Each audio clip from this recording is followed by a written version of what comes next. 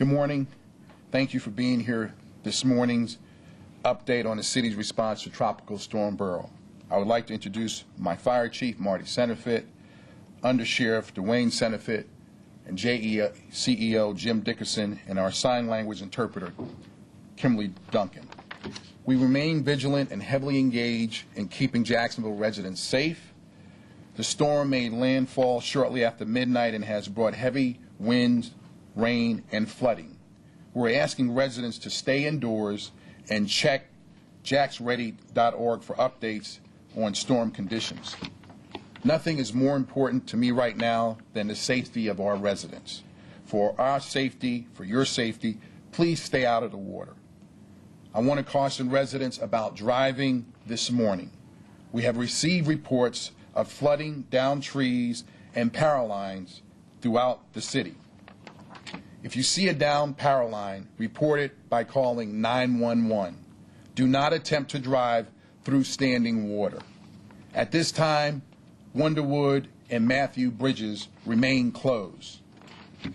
Our city helpline, 630-CITY, that's 630-2489, remains open to help answer residents' storm questions and take reports about downed tree limbs and other problems.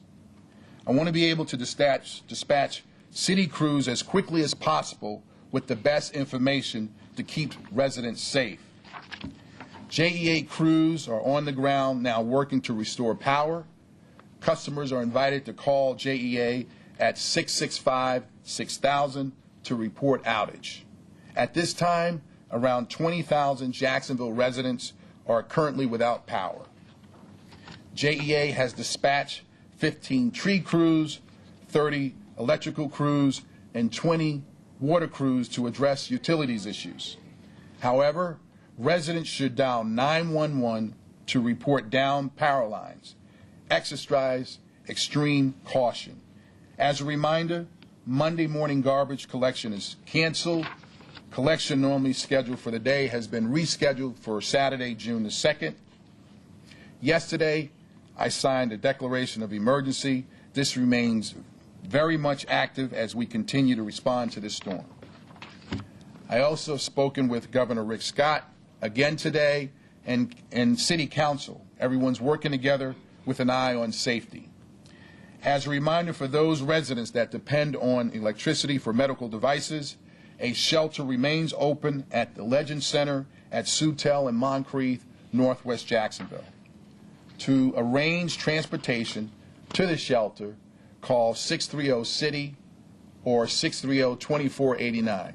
Again, for those who need transportation, to arrange it, call 630-CITY or 630-2489. Again, our website, jacksready.org, will be updated with timely information.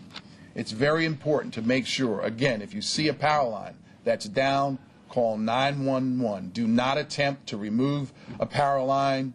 Please call 911. Be very careful.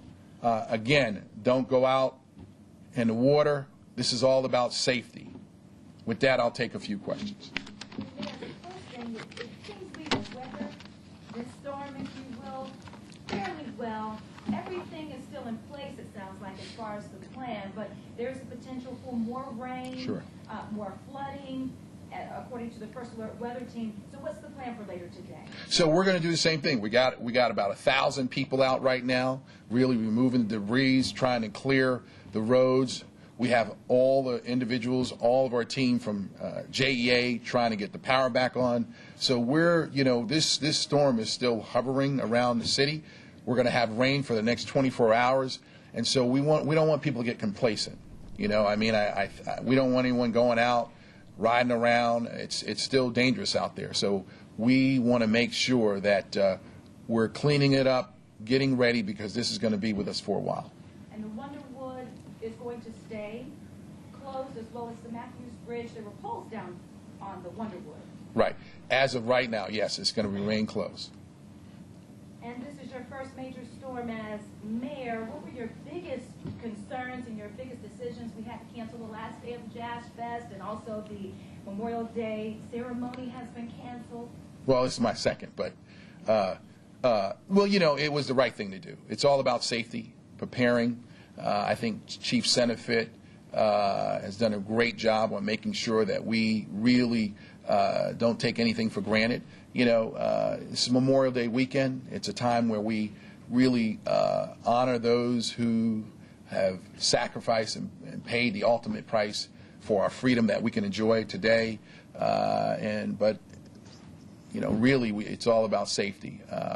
And I think being prepared, working with everybody, working with Sheriff Rutherford and Under Sheriff Dwayne Senefit and Jim Dickerson and the whole team in our city, all the volunteers, Red Cross, really staying focused on the mission. And that is being safe and protecting our residents and our citizens. As far as the Memorial Day ceremony that was planned, are we rescheduling that, or what?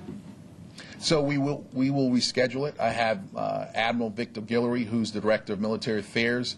For me, he reports to me. He's going to be working with all the key stakeholders to make sure we reschedule it, because we do want to honor those families and those who paid the ultimate price. We do want to have that, and we're going to reschedule at a time when we can bring everyone back together and celebrate as we normally would.